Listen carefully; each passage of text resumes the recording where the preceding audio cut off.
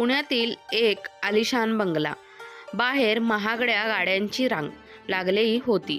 बांधकाम व्यवसायातील दिग्गज रावसाहेब थोरात यांच्या एकुलत्या एका मुलीचे अवंतिकाचे लग्न अद्वैतशी झाले होते. अद्वैत मध्यमवर्गीय नसला तरी थोरातांच्या श्रीमंतीपुढे त्याचे कुटुंब खूपच लहान होते. अद्वैतचे वडील हयात नव्हते, त्यामुळे संपूर्ण घराची जबाबदारी त्याची आई कावेरीबाईवर होती. लग्नाच्या पहिल्याच दिवशी अवंतिकाने आपला रंग दाखवायला सुरुवात केली. गृहप्रवेशाच्या वेळी जेव्हा कावेरीबाईंनी तिला औक्षण करायला सुरुवात केली तेव्हा अवंतिकाने नाक मुरडले. आई, हे तेलकट दिवे माझ्या साडीला लागतील, प्लीज थोडं लांबून करा, अवंतिका म्हणाली. कावेरीबाई क्षणभर थबकल्या, पण चेहऱ्यावर स्मित ठेवून त्यांनी विधी पूर्ण केला. पहिल्या आठवड्यातच अवंतिकाने घराचा मेकओव्हर करायला घेतला. हॉलमधील जुने लाकडी सोफे अडाणी वाटू लागले. तिने विचारलेही नाही आणि नवीन फर्निचर ऑर्डर केले. कावेरीबाईंनी पाहिले की त्या सोफ्यांशी त्यांच्या पतीच्या आठवणी जोडलेल्या होत्या, पण काहीही बोलल्या नाहीत. आई, आता हे घर थोडं क्लासी वाटेल. तुमच्या काळातलं ते लाकडी सामान आता अडगळीत टाका, अवंतिका हसतच म्हणाली. कावेरीबाई शांतपणे म्हणाल्या, अवंतिका, वस्तू बदलल्याने घर बदलत नाही ग, माणसाने बदललं पाहिजे. ओ गॉड आई, तुम्ही आणि तुमची तीही तत्वज्ञान. माझ्या माहेरी डॅडींनी मला कधीच अशा जुन्या विचारात अडकवलं नाही. तिथे सगळं लेटेस्ट असतं. तुम्हाला थोडं अपडेट व्हावं लागेल, असं म्हणून अवंतिका आपल्या आयफोनमधील व्यस्त झाली. अवंतिकाचा दिवस उशिरा सुरू व्हायचा आणि सासूला कामाची ऑर्डर द्यायची. जणू त्या घरची मालकीण नसून नोकरानी आहेत. आई, माझा चहा बेडवर मिळेल का? आणि हो, नाश्त्याला सँडविच करा. ते तुमचे पोहे उपमा मला काही नाही चालत. कावेरीबाईंना अद्वैतचा विचार करून गप्प बसावे लागत होते, पण अवंतिकाचा तोरा दिवसेंदिवस वाढतच होता. तिने हळूहळू अद्वैतच्या मनातही भरले की तुमची आई खूप जुनाट आहे. त्यांना जगाची काहीच माहिती नाही. त्यांना आपण एखाद्या वृद्धाश्रमात किंवा वेगळ्या खोलीत ठेवलं तर आपल्याला जास्त प्रायव्हसी मिळेल. अद्वैतने हे ऐकून आईला काही विचारले नाही, पण त्याच्या वागण्यातील बदल कावेरीबाईंच्या नजरेतून सुटले नाहीत.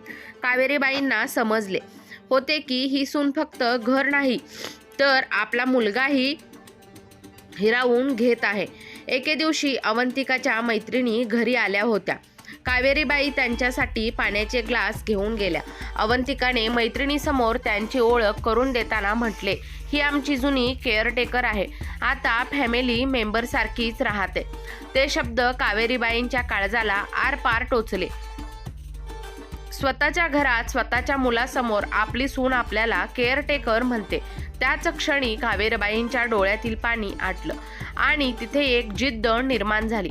मैत्रिणीसमोर झालेल्या अपमानानंतर कावेरीबाईंना रात्रभर झोप लागलीच नाही. त्यांच्या कानात अवंतिकाचे ते शब्द घुमत होते, ही आमची केअरटेकर आहे. ज्या घराचा एक एक दगड त्यांनी आपल्या रक्ताचं पाणी करून रचला, ज्या मुलाला काबाड कष्ट करून वाढवलं, तिथेच आज त्यांना परक केलं गेलं होतं. पण कावेरीबाई रडणाऱ्यापैकी नव्हत्या.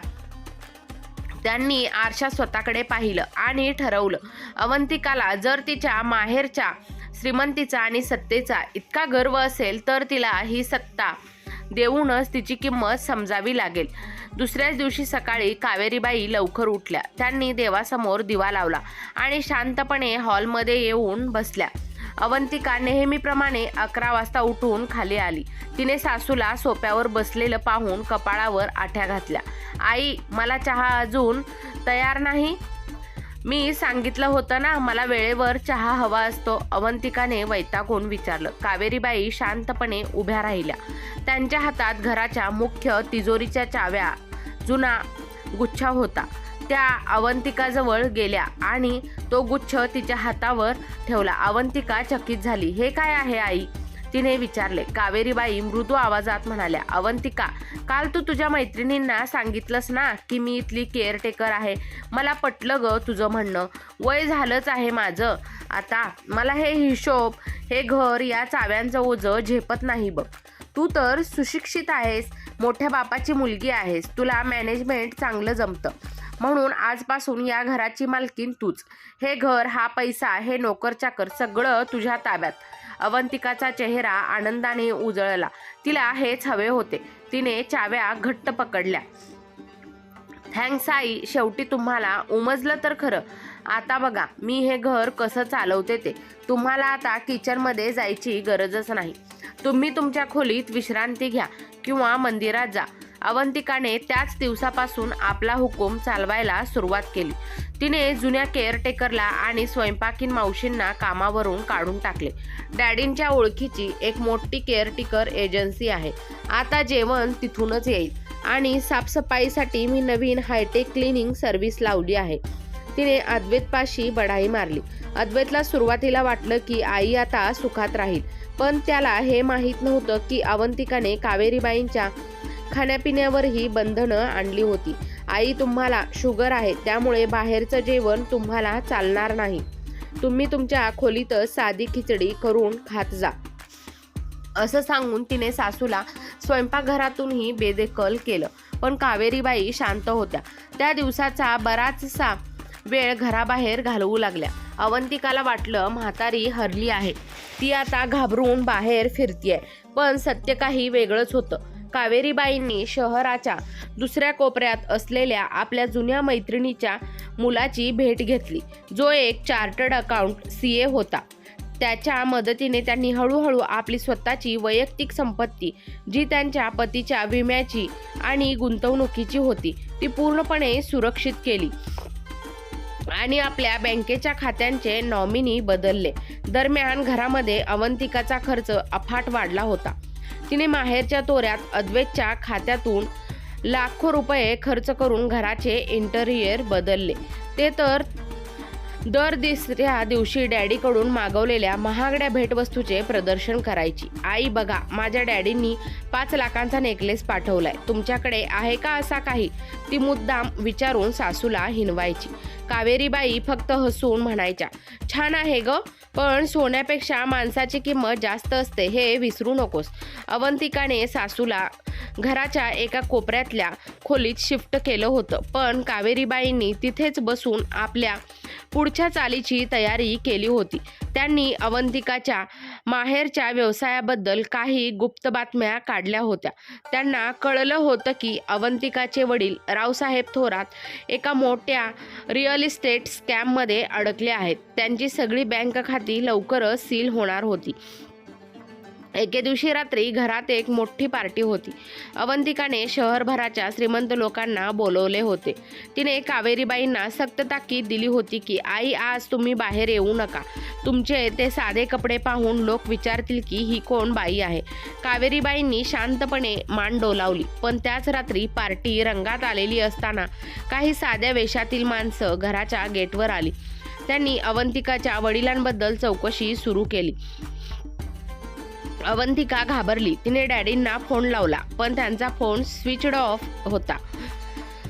अवंतिकाला वाटलं की ती डॅडींच्या नावाने या लोकांना हाकलून देईल. तुम्हाला माहिती आहे का मी कोणाची मुलगी आहे? रावसाहेब थोरातांची मुलगी आहे मी, ती ओरडली. तेव्हा त्यातील एक अधिकारी म्हणाला, मॅडम, म्हणूनच आम्ही इथे आलो आहोत.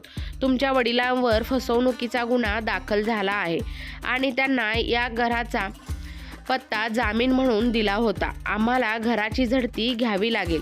अवंतिकाच्या पायाखालची जमीनच सरकली.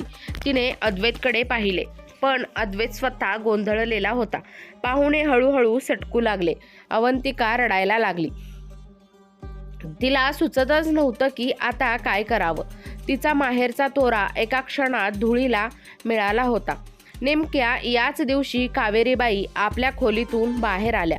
त्यांच्या अंगावर साधी सुती साडी होती, पण त्यांच्या चेहऱ्यावर एक विलक्षण तेज आणि आत्मविश्वास होता. त्यांनी त्या अधिकाऱ्यांपाशी अतिशय शांतपणे आणि कायदेशीर भाषेत बोलायला सुरुवात केली. त्यांना जे कागदपत्र हवं होतं ते कावेरीबाईंनी आधीच तयार ठेवलं होतं. त्यांनी सिद्ध केलं की हे घर त्यांच्या नावावर आहे आणि अद्वैतच्या वडिलांच्या कष्टाचं आहे. त्यामुळे रावसाहेब थोरात हे घर जामीन म्हणून देऊ शकत नाहीत. अधिकारी शांत झाले आणि निघून गेले. पण खरी मजा तर पुढे होती. अवंतिकाला वाटलं की सासूने वाचवलं आता सगळं ठीक होईल. ती कावेरीबाईंजवळ गेली आणि म्हणाली, थँक्स आई, वाचवलत मला. कावेरीबाईंनी आपला हात झटकला. त्यांच्या डोळ्यात आता आगीच्या ज्वाळा होत्या. त्या म्हणाल्या, अवंतिका, हे घर मी माझ्या मुलासाठी आणि माझ्या सन्मानासाठी वाचवले, तुझ्यासाठी नाहीये. तू मला केअरटेकर म्हणाली होतीस ना, मग आता वेळ आली आहे या केअरटेकरचा हिशोब बघण्याची. तुझ्या डॅडींची सगळी संपत्ती जप्त झाली आहे. आता तुला तुझ्या माहेरहून 1 रुपयाही मिळणार नाही आणि या घराच्या तिजोरीच्या ज्या चाव्या मी तुला दिल्या होत्या त्या आता तू मला परत करणार आहेस. अवंतिका थरथर कापू लागली. तिला समजलं की कावेरीबाईंना या संकटाची चाहूल आधीच लागली होती. तरीही त्यांनी तिला सत्तेचा मोह दिला, जेणेकरून तिचा अहंकार पूर्णपणे उघडा पडेल. कावेरीबाई पुढे म्हणाल्या, आता या घरात राहायचं असेल तर तुला माझ्या अटींवर राहावं लागेल. तुझ्या माहेरचा तोरा आता त्या जप्त झालेल्या बंगल्यातच सोडून ये. इथून पुढे या घराची मालकीण मीच असेल. अवंतिकाला आता समजले होते की तिची सासू ही फक्त एक साधी बाई नाही, तर ती सव्वाशेर आहे, जिने तिला तिच्याच जाळ्यात अडकवले होते. त्या रात्री अवंतिकाच्या आयुष्यातील सर्वात मोठा भूकंप झाला होता. ज्या माहेरच्या श्रीमंतीवर ती आजवर उड्या मारत होती, ज्या महिलेच्या वडिलांच्या सत्तेच्या जोरावर तिने सासरच्या माणसांना तुच्छ लेखले होते, तो सगळा डोलारा पत्त्याच्या बंगल्यासारखा कोसळला होता. हॉलमध्ये शांतता पसरली होती. मगाशी पार्टीत वाजणारे संगीत आता कानाला टोचत होते. अवंतिका अद्वैतच्या मागे लपण्याचा प्रयत्न करत होती, पण अद्वैत स्वतः सुन्न झाला होता. त्याने कधीच कल्पना केली नव्हती की त्याची पत्नी आणि तिचे वडील इतक्या मोठ्या घोटाळ्यात अडकले असतील. कावेरीबाई सोप्यावर शांतपणे बसल्या होत्या. त्यांनी अवंतिकाच्या हातातील तो चाव्यांचा जुना गुच्छ खेचून घेतला नाही, तर अवंतिकाने स्वतःच तो थरथरत्या हाताने टिपॉयवर ठेवला. आई, डॅडी असं काही करतील असं मला वाटलं नव्हतं. त्यांना कोणीतरी अडकवलं असेल, अवंतिका रडत रडत म्हणाली. कावेरीबाईंनी एक दीर्घ श्वास घेतला. अवंतिका, कोणाचं काय चुकलं हे ठरवण्यापेक्षा पोलीस आणि कोर्ट आहे, पण तुझ्या डोळ्यावर जो माहेरचा पडदा होता तो आज निसर्गानेच ओढून काढलाय. तू म्हणायचीस ना की तुझ्या डॅडींनी तुला खूप काही दिले, पण त्यांनी तुला संस्कार द्यायला विसरलेत ग. त्यांनी तुला पैसा दिला, पण तो पैसा टिकवण्यासाठी लागणारी नम्रता दिली नाही. दुसऱ्या दिवशी सकाळ झाली, पण ही सकाळ अवंतिकासाठी वेगळी होती. नेहमी 11 वाजता उठणारी अवंतिका आज सकाळी 7 वाजताच तिला जाग आली.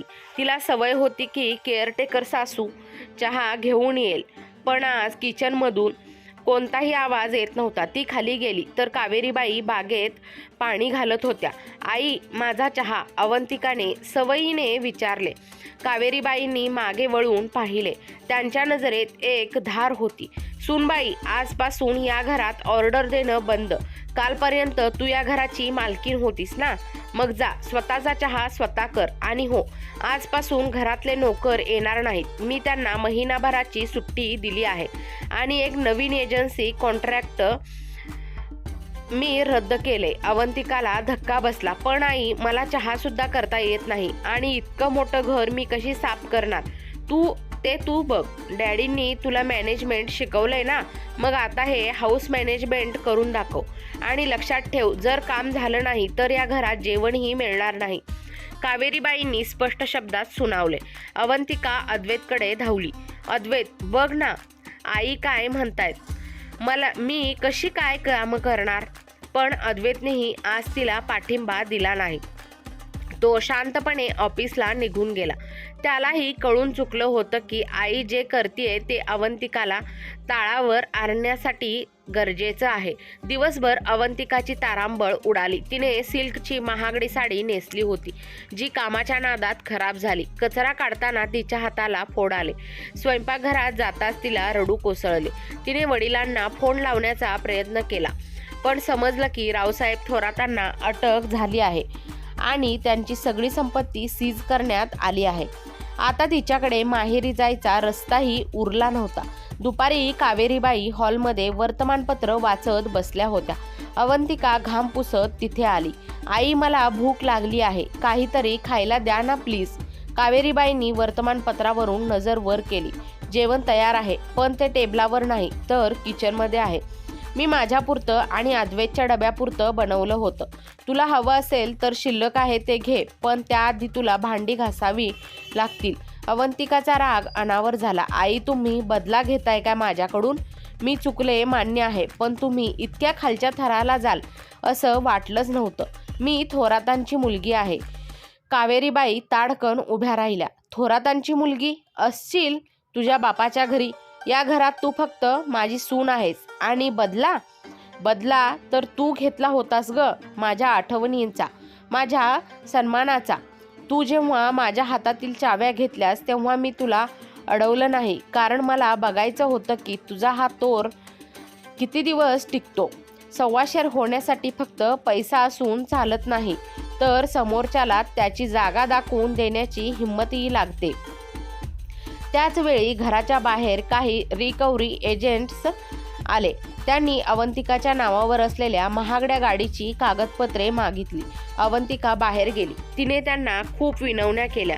ही गाडी माझ्या डॅडींनी गिफ्ट केली आहे, तुम्ही नेऊ शकत नाही. एजंट म्हणाला, मॅडम, तुमच्या वडिलांनी ही गाडी लोनवर घेतली होती आणि त्याचे हप्ते थकले आहेत. आता ही गाडी जप्त होणार. अवंतिका रस्त्यावर उभी राहून आपली गाडी जाताना बघत होती. तिचं सगळं वैभव डोळ्यादेखत जात होतं. तिला वाटलं की आता लोक तिला हसतील, पण तेवढ्यातच कावेरीबाई बाहेर आल्या. त्यांनी त्या एजंटना थांबवलं. एक मिनिट. कावेरीबाईंनी एक चेक बाहेर काढला. या गाडीचे जेवढे हप्ते बाकी आहेत ते मी भरते.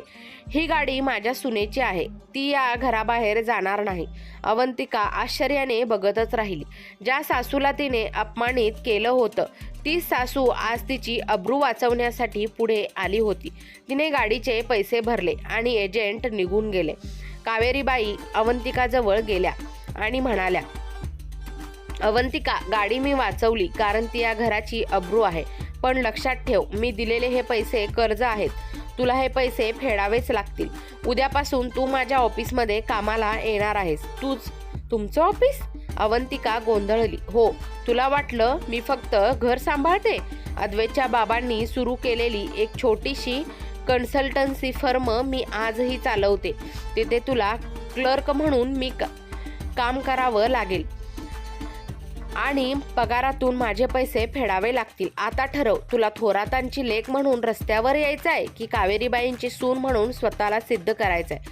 अवंतिकाच्या डोळ्यातून घळाघळा पाणी वाहू लागलं. तिचा तोरा, तिचा गर्व आणि तिचा अहंकार सासूच्या एका मोठ्या मनासमोर पूर्णपणे विरघळून गेला होता. तिला समजलं होतं की तिची सासू ही साधी केअरटेकर नाही, तर ती एक खरी बिझनेस वुमन आणि सव्वाशेर व्यक्तिमत्व आहे.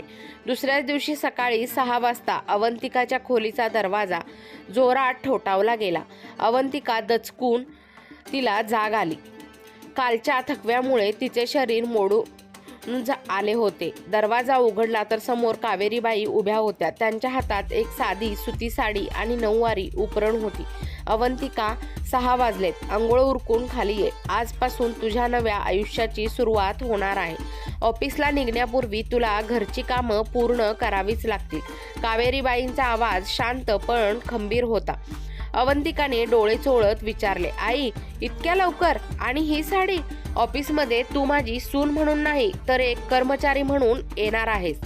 तिथे शिस्त पाळावीच लागेल आणि घरातलं काम आटोपल्याशिवाय बाहेर पडायचं नाही. हा या घराचा नियम आहे. असं म्हणून कावेरीबाई खाली निघून गेल्या. अवंतिकाला वाटलं होतं की काल गाडी वाचवून सासूने तिला माफ केले, पण तिला हे माहीत नव्हतं की कावेरीबाई तिला आता खऱ्या आगीतून तावून सुलाखून काढणार होत्या. अवंतिकाने कसंबसं आवरलं. तिने कधी साडी नेसली नव्हती, पण आज तिला ती नेसावी लागली. खाली आल्यावर तिला स्वयंपाकघरात उभं केलं गेलं. कावेरीबाईंनी तिला भाजी कशी चिरायची, पीठ कसं मळायचं इथपासून शिकवायला सुरुवात केली. अवंतिकाचे नाजूक हात कापले जात होते. पिठाने तिचे कपडे भरले होते, पण कावेरीबाईंनी एकदाही तिला राहू दे, मी करते असं म्हटलं नाही. त्यांनी तिला स्वतःचा डबा स्वतः भरायला लावला. 10 वाजता त्या ऑफिसला निघाल्या. अद्वैत आधीच निघून गेला होता. कावेरीबाईंनी अवंतिकाला बसने ऑफिसला नेले.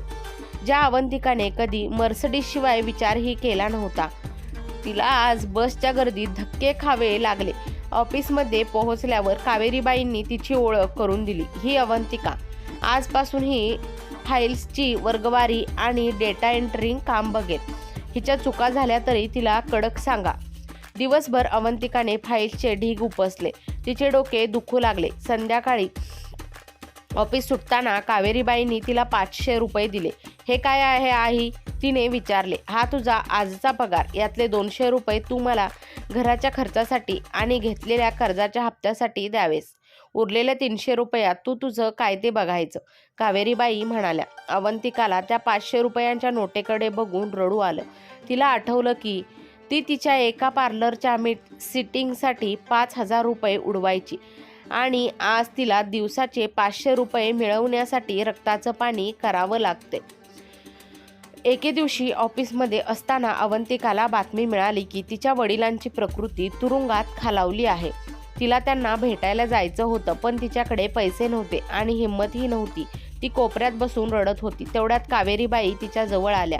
त्यांनी तिच्या खांद्यावर हात ठेवला. अवंतिका, उठ. रडून प्रश्न सुटत नाहीत. उठ, आवर. आपण तुझ्या वडिलांना भेटायला जातोय. अवंतिका चकित झाली. पण आई, तुम्ही तर त्यांच्यावर खूप रागावला होतात ना, कावेरीबाई मृदू आवाजात म्हणाल्या. रागावले होते त्यांच्या कर्मावर, त्यांच्या माणसावर नाही. शेवटी ते तुझे वडील आहेत आणि संकटात माणसाला माणसाची साथ हवी असते. तुरुंगात गेल्यावर अवंतिकाने तिच्या वडिलांना पाहिले.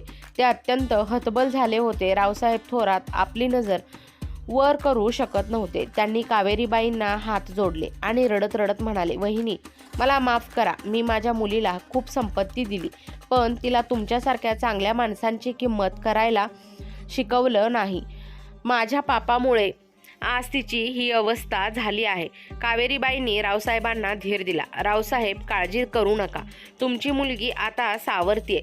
तिला मी आता कांचन बनवते, जी आगीत तावून निघाल्यावर अधिक चमकते. तुम्ही लवकर बाहेर यायची तयारी करा. कायदेशीर लढाईत आम्ही तुम्हाला मदत करू. तिथून बाहेर पडताना अवंतिकाच्या मनात आपल्या सासूविषयीचा आदर 1000 पटीने वाढला होता. तिला समजलं की कावेरीबाई तिला जे कष्ट देत होत्या ते तिला त्रास देण्यासाठी नव्हते, तर तिला खंबीर बनवण्यासाठी होते. घरी परतल्यावर त्या रात्री अवंतिकाने स्वतःहून कावेरीबाईंचे पाय चेपून दिले. तिचे डोळे भरून आले होते. आई, मला माफ करा. मी तुम्हाला काय काय नाही बोलले.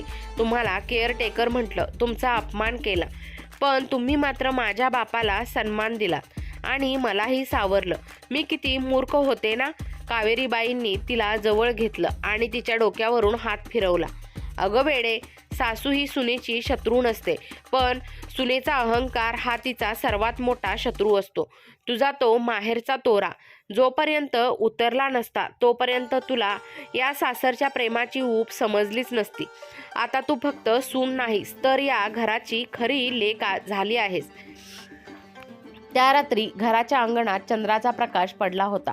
अवंतिकाला आज पहिल्यांदा त्या घरात शांत झोप लागली होती. तिला आता समजलं होतं की तिची सासू खरोखर सव्वाशेर आहे, बुद्धीनेही आणि हृदयानेही. कावेरीबाईच्या तालमीत अवंतिका आता पूर्णपणे बदलली होती. तिच्या हातावरचे फोड आता सवयीचे झाले होते आणि डोळ्यातील गर्वाची जागा समंजसपणाने घेतली होती. पण नियतीला तिची अजून एक परीक्षा घ्यायची होती. रावसाहेब थोरातांच्या घोटाळ्यात त्यांचे काही बिझनेस पार्टनर्सही गुंतलेले होते, जे आता मोकळे सुटले होते आणि सगळा आळ रावसाहेबांवर ढकलून नामानिराळे झाले होते. एके दिवशी ऑफिसमध्ये असताना एक धिप्पाड माणूस, ज्याचे नाव विक्रम शेटे होते, तो काही गुंडांसह कावेरीबाईंच्या केबिनमध्ये शिरला. विक्रम हा रावसाहेबांचा जुना पार्टनर होता, ज्याने कावेरीबाईंना फसवून त्यांची मालमत्ता बळकावली होती. काय ग म्हातारे, तुझे वकील खूप उड्या मारतायत असे ऐकले. विक्रम टेबलावर हात मारत म्हणाला. रावसाहेबांनी ज्या जमिनीचे कागद लपवून ठेवलेत ते मला हवेत, नाहीतर तुझं हे घर आणि हा मुलगा सुरक्षित राहणार नाहीत. कावेरीबाई शांतपणे उभ्या राहिल्या. शेटे धमकवायला हे तुमचं ऑफिस नाहीये, बाहेर व्हा इथून, अन्यथा मला पोलिसांना बोलवावं लागेल. विक्रम हसले. पोलीस माझ्या खिशात असतात. मी ऐकलंय रावसाहेबांची पोरगी इथेच भांडी घासते. तिला सांगा जर बापाला जिवंत बघायचं असेल तर या जमिनीचे मूळ कागद माझ्या हवाली कर. अवंतिका बाहेरून हे सगळं ऐकत होती. तिचे पाय थरथरत होते. पण तिला कावेरीबाईंचे शब्द आठवले. संकटात रडायचं नाही तर लढायचं. तिने दीर्घ श्वास घेतला आणि ती आत शिरली. मी आहे रावसाहेबांची मुलगी, अवंतिका खंबीर आवाजात म्हणाली. आणि कागदपत्र कुठे आहेत हे फक्त मलाच माहिती आहेत. पण ती मिळवण्यासाठी तुम्हाला माझ्या अटी मान्य करावे लागतील. विक्रम शेठ चकित झाला. अटी? तू मला अटी सांगणार? अवंतिकाने कावेरीबाईंकडे पाहिले. कावेरीबाईंच्या नजरेत जा लढ असा विश्वास होता. अवंतिका म्हणाली, उद्या सकाळी आमच्या घरी या, तिथेच व्यवहार होईल. पण एक लक्षात ठेवा, जर माझ्या कुटुंबाला काही झालं तर ते कागद तुम्ही कधीच बघू शकणार नाहीत. विक्रम शेठ निघून गेल्यावर अद्वैत आणि कावेरीबाईंनी अवंतिकाला विचारलं, अवंतिका हे तू काय केलंस? आपल्याकडे कसले कागद आहेत ग? अवंतिकाने सासूचे पाय धरले. आई, माझ्याकडे कागद नाहीत, पण मला माहिती आहे की डॅडींनी त्यांना कुठेतरी पुरावा लपवून ठेवल्याचं सांगितलं होतं. मला वेळ हवा होता. तुम्ही मला शिकवलंय ना की शत्रूला त्याच्या जाळ्यात कसं पकडायचं. आता तेच करायची वेळ आली आहे. त्या रात्री घरामध्ये जणू युद्धाची तयारी सुरू झाली होती. कावेरीबाईंनी आपले जुने संपर्क वापरून पोलीस आयुक्तांशी संपर्क साधला. ते त्यांच्या पतीचे मित्र होते. अवंतिकाने रात्रभर जागून डॅडीच्या जुन्या डायऱ्या तपासल्या. तिला एक पेन ड्राईव्ह सापडला जो डॅडींनी तिच्या एका जुन्या फोटो फ्रेमच्या मागे लपवला होता. त्यात विक्रम शेठच्या सर्व काळ्या धंद्याचे पुरावे होते. दुसऱ्या दिवशी सकाळी विक्रम शेठ पूर्ण तयारीनिशी घरी आला. चला, कुठे आहेत कागद? अवंतिकाने एक फाईल टेबलावरती ठेवली. हे घ्या कागद, पण त्याआधी या बॉन्ड पेपरवर सही करा की माझ्या डॅडींवरील सर्व आरोप खोटे आहेत आणि तुम्ही त्यांचे पैसे हडप केलेत. विक्रम जोरात हसले. मूर्ख मुली, तू मला फसवतेस. मी सही करणार नाही. उलट आता मी हे घरही जप्त करणार आहे. त्याने आपल्या गुंडांना पुढे सरकवायला सांगितले. नेमक्या याच वेळी कावेरीबाईंनी टाळी वाजवली. घराच्या सर्व दरवाजातून साध्या वेशातील पोलीस बाहेर आले. अवंतिकाने हातातील फाईल उघडली. त्यात कागद नव्हते तर एक रेकॉर्डिंग मशीन होत, ज्यात विक्रमने दिलेली धमकी आणि त्याने केलेली कबुली रेकॉर्ड झाली होती. विक्रम शेठ सव्वाशेर सासूच्या घरात शिरण्यापूर्वी विचार करायचा होता. कावेरीबाई शांतपणे म्हणाल्या, माझ्या सुनेने तुला इतकं खेळवलं की तू स्वतःच तुझं गुपित उघड केलंस. पोलिसांनी विक्रम शेठला बेड्या ठोकल्या. अवंतिकाने तो पेन ड्राईव्ह पोलिसांच्या स्वाधीन केला. त्यामुळे केवळ तिचे वडील निर्दोष सुटणार नव्हते तर त्यांची गेलेली संपत्तीही परत मिळण्याची शक्यता निर्माण झाली होती. सर्व काही शांत झाल्यावर पोलीस निघून गेले. अद्वैतने अभिमानाने अवंतिकाला मिठी मारली.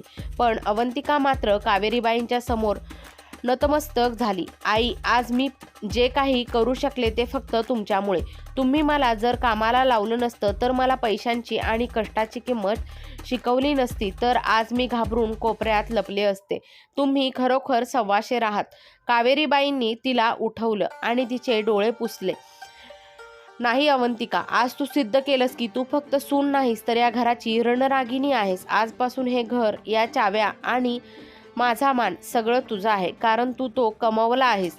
घरात आता आनंदाचे वातावरण होते. काही दिवसातच रावसाहेब थोरात निर्दोष सुटले. जेव्हा ते घरी आले तेव्हा त्यांनी पाहिले की त्यांची मुलगी आता एक गर्विष्ठ अवंतिका राहिली नव्हती तर एक सुसंस्कृत, कष्टाळू आणि प्रेमळ गृहलक्ष्मी झाली होती. रावसाहेबांनी कावेरीबाईंचे आभार मानले. वहिनी, तुम्ही माझ्या मुलीला सोनं केलं. कावेरीबाई हसून म्हणाल्या, सोनं तर ती आधीच होती रावसाहेब. मी फक्त त्याच्यावरती माहेरच्या तोऱ्याची धूळ झटकली. विक्रम शेठच्या अटकेनंतर आणि रावसाहेबांच्या सुटकेनंतर थोरात आणि कुलकर्णी कुटुंबावर आलेले संकटाचे सावट दूर झाले होते. रावसाहेबांना त्यांची अर्धी संपत्ती परत मिळाली होती. पण आता अवंतिका ती जुनी अवंतिका राहिली नव्हती. एकेकाळी पैशांच्या राशीवर लोळणारी ती मुलगी आता कष्टाचा घाम आणि समाधानाचे हसू यातला फरक शिकली होती.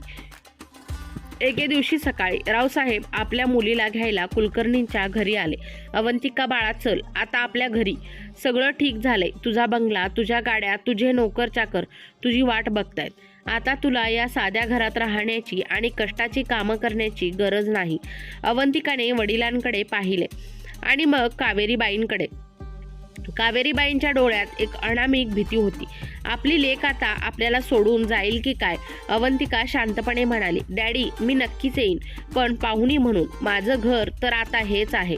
ज्यावेळी माझ्यावर संकट आलं, ज्यावेळी तुम्ही तुरुंगात होता, तेव्हा या साध्या घराची ऊब आणि या साध्या सासूचं खंबीर नेतृत्व नसतं तर आज तुमची मुलगी रस्त्यावर असती.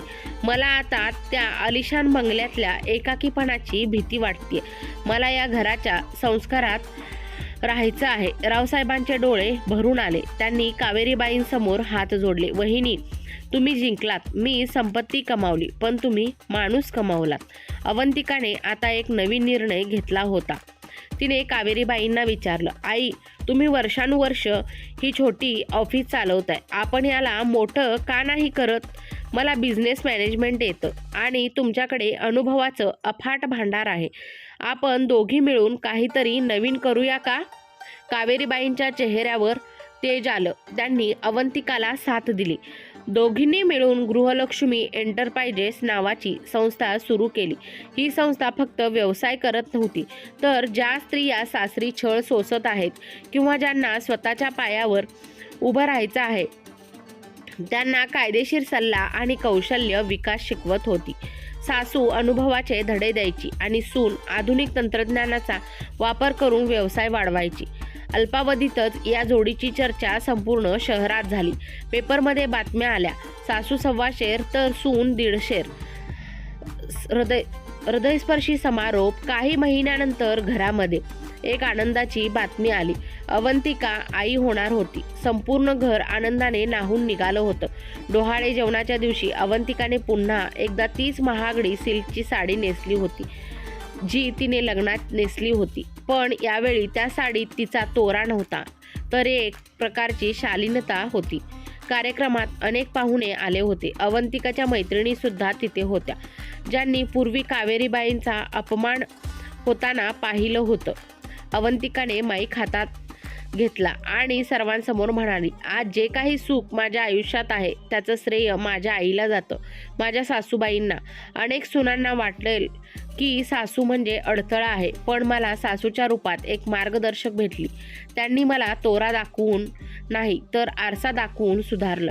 आज मी अभिमानाने सांगते की मी रावसाहेब थोरातांची मुलगी असण्यापेक्षा कावेरीबाईंची सून म्हणून ओळखली जाण्यात जास्त धन्यता मानते. कावेरीबाईंच्या डोळ्यात आनंदाश्रू वाहू लागले.